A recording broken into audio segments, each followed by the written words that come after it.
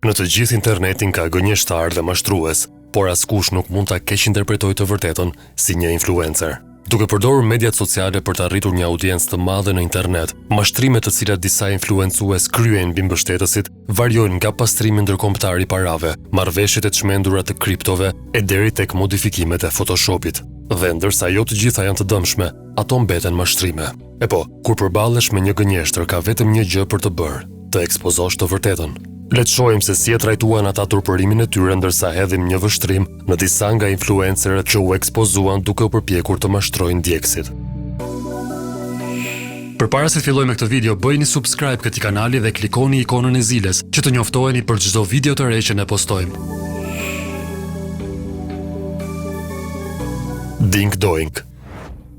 A keni dëgjuar për kriptovalutat si Bitcoin dhe Ethereum? E po nëse jo, sa i madh është këmbi në të cilin keni jetuar? Kriptomonedat janë para digjitale me transakcione të dizenjuara shpesh për të qenë të sigurta dhe krejtësisht anonime. Nëse mendoni se kjo tingëllon pak e dyshimt, atëherë duhet të dini se pothuajse kushdo mund të përdorë teknologjinë për të krijuar ose bler kriptomoneda me para fizike. Me paratë fizike ka shumë rregulla në treg të imponuara nga institucionet financiare, por kriptomonedat nuk kalojnë nëpër banka. Pra të gjitha transakcionet janë aktualisht të pamonitoruara nga mbikëqyrësit financiar. Kjo do të thotë se kriptomonedat janë një lloj perëndimi i egër financiar, dhe nëse arrini të bëni tuajat disa nga monedat e reja të cilat bëhen të njohura, çmimi i tyre do të rritet dhe do t'ju bëjë miliarder. Por nëse askush nuk tregon interes për to, çmimi do të fundoset dhe do t'ju dërgojë në falimentim katastrofik. Tani që e kuptuat, le ta kthejmë vëmendjen tek influenceri i internetit Logan Paul. Logan është aq i njohur për shkaktimin e polemikave, saqë sipas disa sondazheve, ai është bërë një nga influencerët më të papëlqyer në internet. Në botën e YouTube, kjo përkthehet në 5.8 miliard klikime në kanalin e tij dhe më shumë se 23 milion subscribers. Me një audiencë kaq të madhe ishte vetëm çështje kohe para se Logan të hynte në lojën e kriptove. Në qershor 2021, Logan filloi të promovonte një monedhë të re të quajtur Ding Doing, e cila e shfaqte atë në disa nga asetet e tyre promovuese. Ata pretenduan se ishte gjëja tjetër e madhe në hapësirën e kriptove. This is a coin I believe in. It's my favorite one, to be honest. Ding Doing is so much more than a meme coin. It's a multimedia coin. Cartoon meets crypto. It's the blockchain, baby. In cartoon, fun, comedy format. I'm gonna be doing an episode myself soon. Kjo i bëri ndjekësit të flasin dhe më e rëndësishmja të investojnë. Dhe kështu, kur lançua në fund të qershorit, çmimi për Ding Doing ishte i lartë, jo si Bitcoin, por goxha i lartë me rreth 1.2 milion dollar në investime fillestare. Por më pas ndodhi diçka e çuditshme. Zhvilluesit që janë anonim shitën të gjithë monedat e tyre në Ding Doing dhe kjo e zhvlerësoi atë me 89% pothuajse brenda natës, duke lënë shumë investitorë të zemëruar, duke pyetur se ku kishin shkuar paratë e tyre. Kjo është një sken klasike pump and dump. Me pak fjalë, krijuesit e Ding Doing, kushdo që janë ata, në mënyrë artificiale rritën vlerën e monedhës përmes promovimit të saj nga Logan. Pastaj morën paratë dhe u larguan.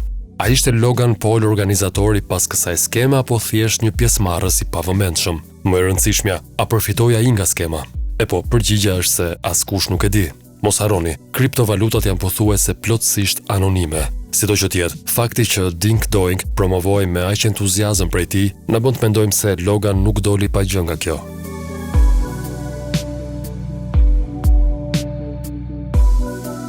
Jake Paul. Në fund të fundit nuk duhet të duket çudi që Jake Paul, vëllai më i vogël i Logan Paul, i cili është gjithashtu një yll interneti, ka ndjekur hapat e vëllait të tij.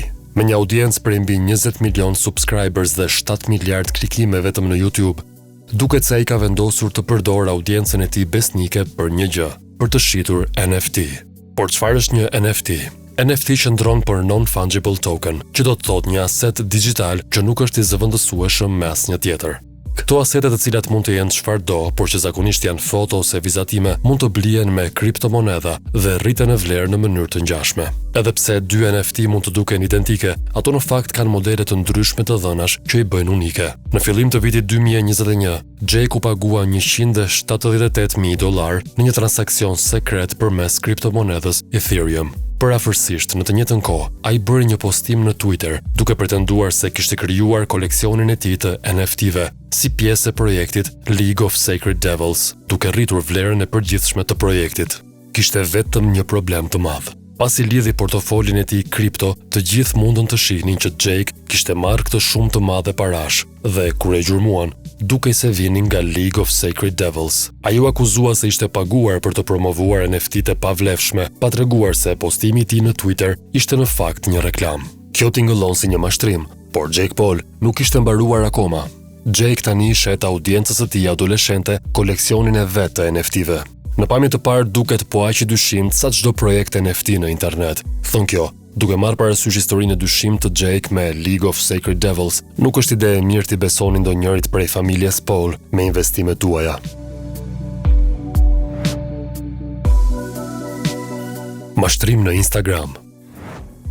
Ndërsa shumica YouTubers me pamje fajtore kanë bërë të pamundurën për të mbuluar çdo gjurmë të mashtrimit të kriptove që ka lënë pas, jo të gjitha mashtrimet e influencerëve janë aq të lehta për t'u fshehur.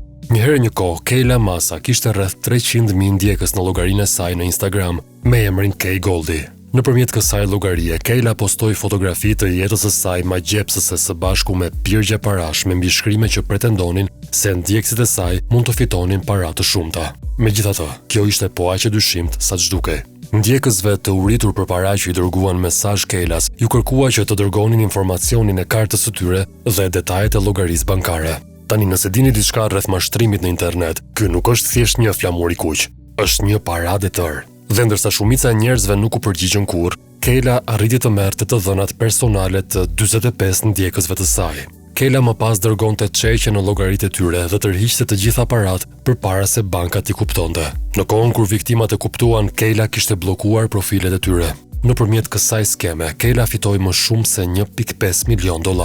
Dhe për t'i bërë gjërat më keq, shumë nga njerëzit që ranë prej e gënjeshtrës ishin thjesht adoleshent. Drejtësia përfundimisht u vendos kur shërbimi postar i SBA-s vuri re se më shumë se 50 çeqe boshe ishin vjedhur. Më pas, ata hapën një hetim, duke i çuar në pamjet e kamerave të sigurisë së Kaylas dhe 9 bashkëpunëtorëve të saj në një dyqan të lidhur me çeqet mashtruese. Raporti i fundit zyrtar i publikuar deklaroi se të 10 prej tyre tani përballen me akuza për komplot për të kryer mashtrime bankare. E po është një rënje e gjatë nga Instagrami në burg.